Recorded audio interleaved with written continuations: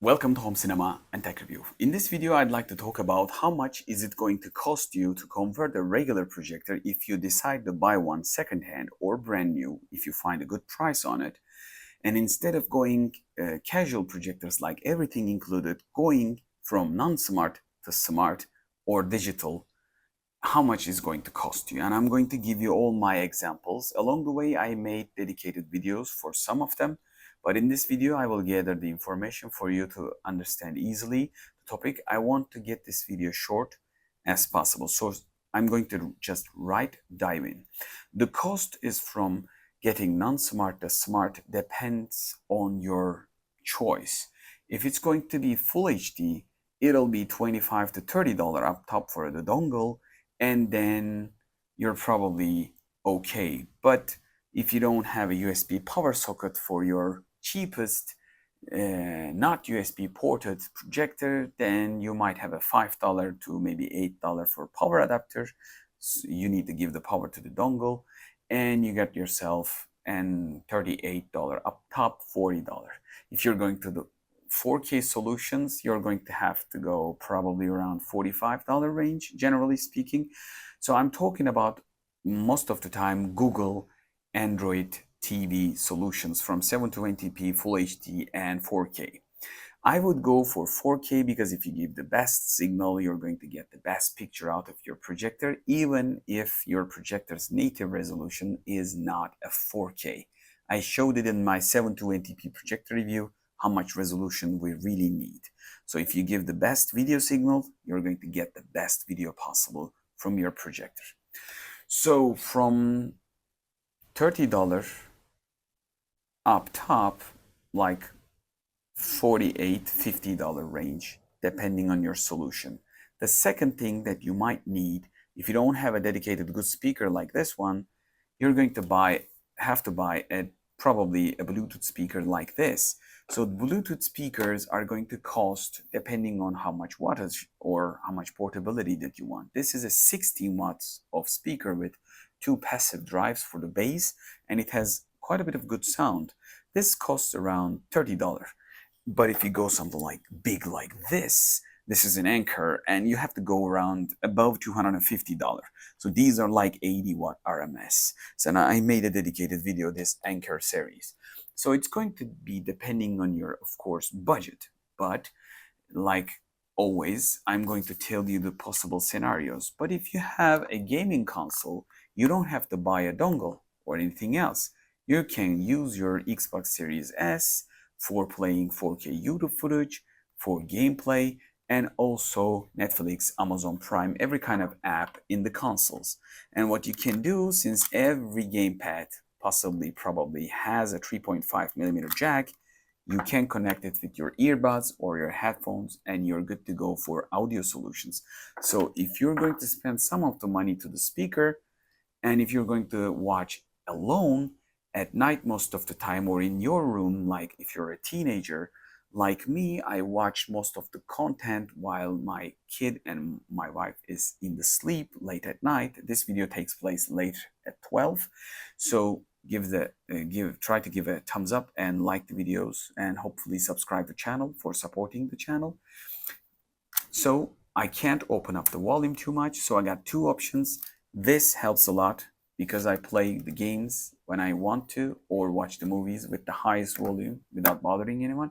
Or the proximity effect. I can get close to the speaker with the Bluetooth connection. I can connect the speaker to the Android dongle from Bluetooth, and I can put it up close.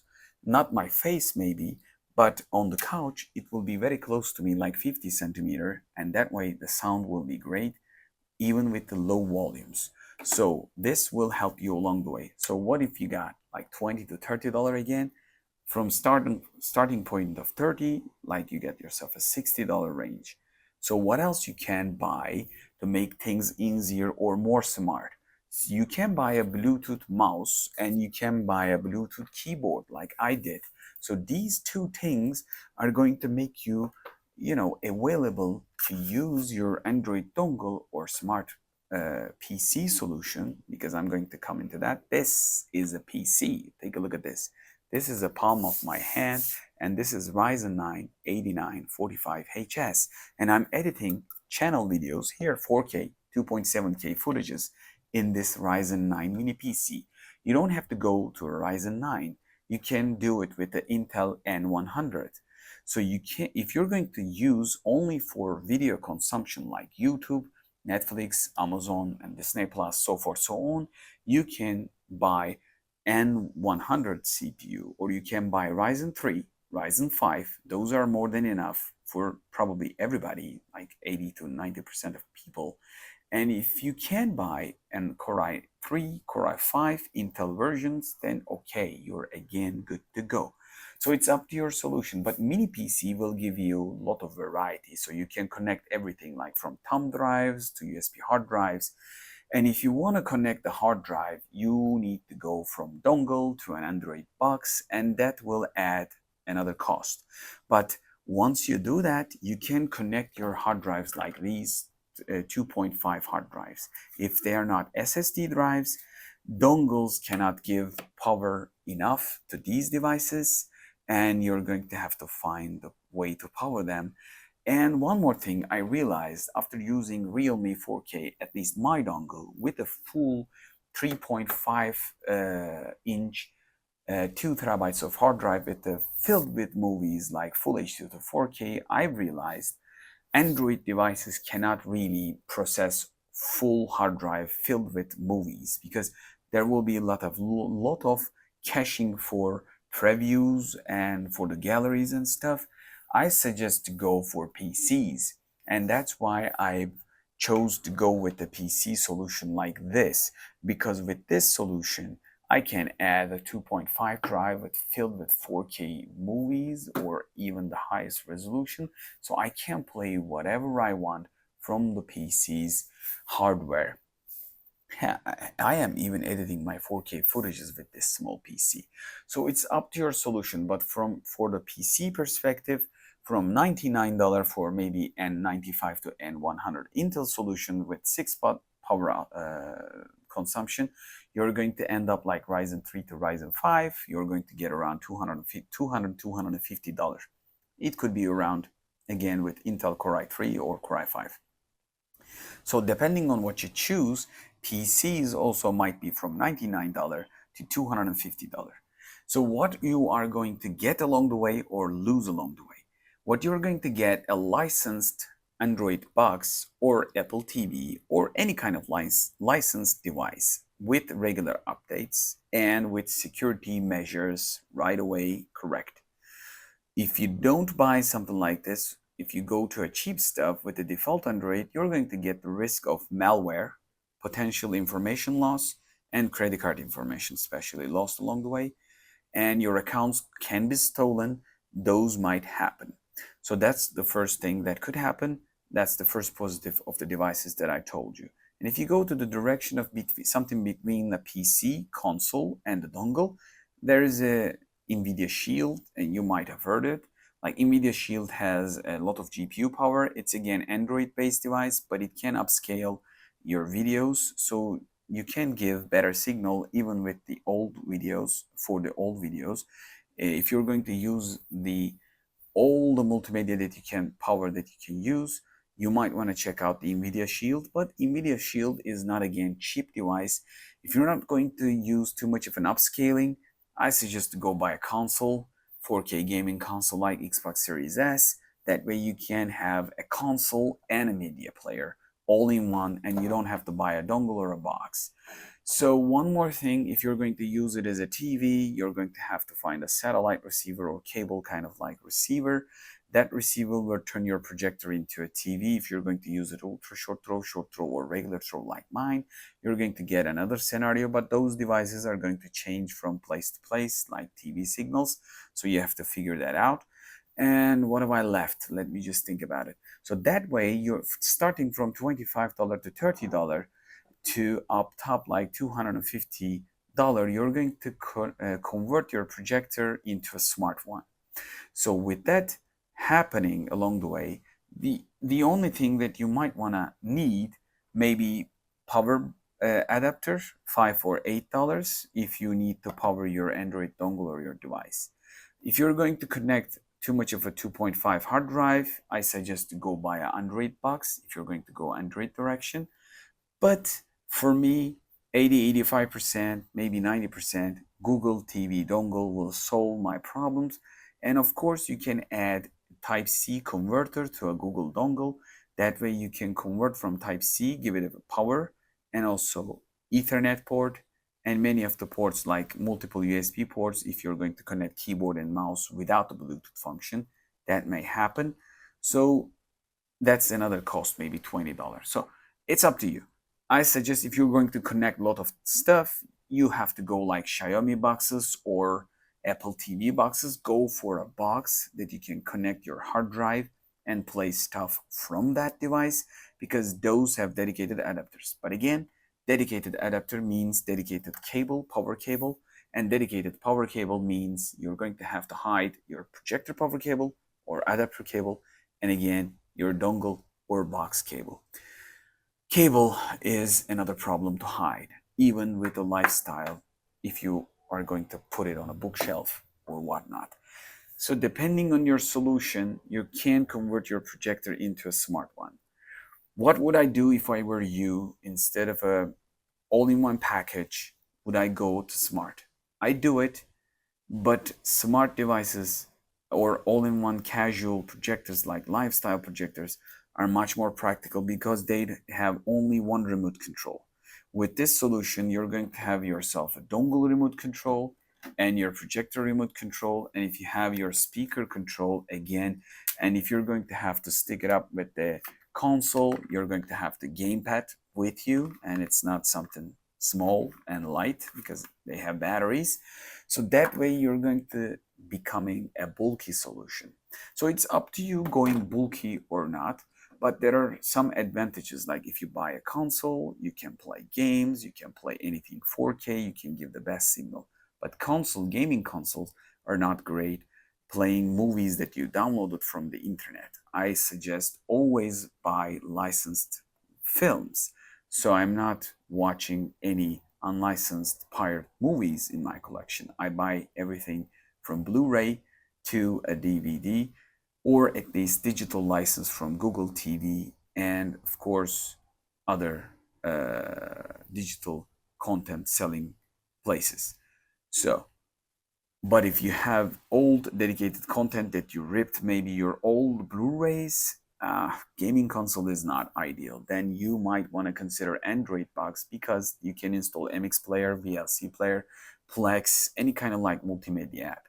So that way you won't be having any limits on your playback capabilities. But if you go to a PC, no limits there. Sky is the limit with the Windows. So if you have a good CPU and good APU, internal GPU, with the AMD models, and even the new Intel versions of small PCs have good GPU powers, at least internally, much more than enough for playback, any kind of like playback. I am editing 4K footage with the Ryzen 8945HS in this one. So I made a couple of short videos. Longer review will come. But basically, you don't need that much of an hardware if you're not a content creator. If you're going to just consume content, you're going to watch casual, then you don't need most of the stuff that I told you. You need a box, you need dongle, or it doesn't matter if it's an Apple TV box or Android box. It's up to you. You can convert a regular projector from $30 to $250 depending on your choice. But if you can find something good, Full HD or 720p around $50 to $150, then you are still in luck, because many of the Android devices are more than, let's go forward a little bit, more than $200 if you're going to buy a casual lifestyle projector, if you're going to buy a decent one.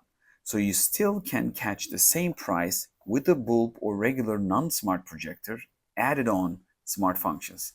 It will be bulky, there will be some cables behind it, and you need a couple of remotes to control it, and it will be getting tougher to close one and open up another one.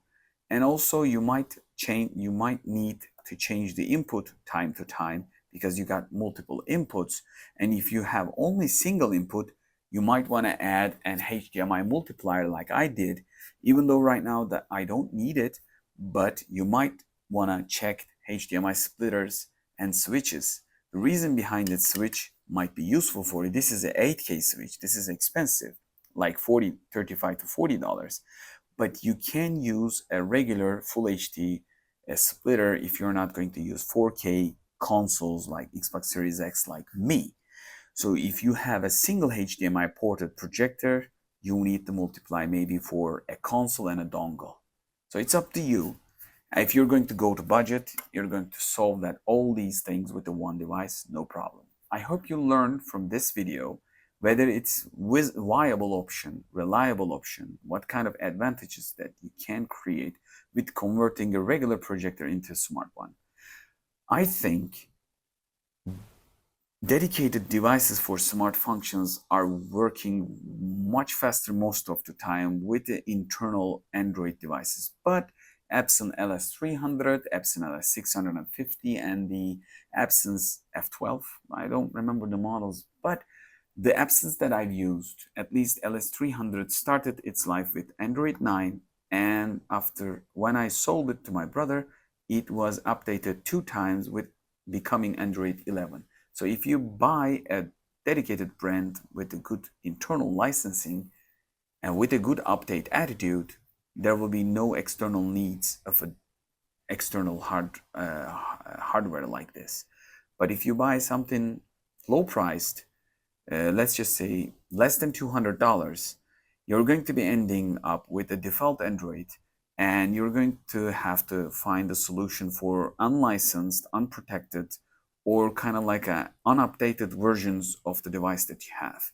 But you can cast to them, you can play YouTube with them, you can really enjoy them faster than a couple of add-on devices, but it's up to you. And you might want to consider Y cables for adding external USB thumb drives to dongles, but dongles don't support 2.5 hard drives. They take a lot of power for the first bit. So again, if you're going to connect hard drives, I suggest to go for boxes. And even with the boxes, if you're going to connect hard drive filled with 4K footage, Android is not the best way to go. I would go for Ryzen 3 small PC. And using a PC can create a little bit of dilemma, because when you use a PC, it gets complicated. Like you're going to use Windows, even with the multimedia theme or an app, you are controlling Windows. So you need a mouse and keyboard. But once you agree to use them, I think it's best way to go. And I will make a dedicated video how that will change the way that you use your projector in a daily basis. I hope to see you in the next video. I hope you learned something. I will share the hardware that I use with my setups. So if you ever want to go smart, you can go below, check the hardwares that I use, so you can create your own setup too, similar like me. And if you learn anything from this video, try to give a thumbs up, and saying hi, even hi at the comments, will help the channel to grow. Hope to see you in the next video, Home Cinema and Tech Review. And don't forget to watch my secondhand bargain series. I review lots of projectors for you to catch the best budget. And I don't want to buy the most expensive stuff most of the time, because you don't really need to in a daily basis. It's just, yes, it's a hobby, but you don't need to put a skyrocket on the prices. You can live up with lots of hardware, a lot less cheaper than you think. And I hope to see you in the next video, Home Cinema and Tech Review. Until next video, hoşça kalın.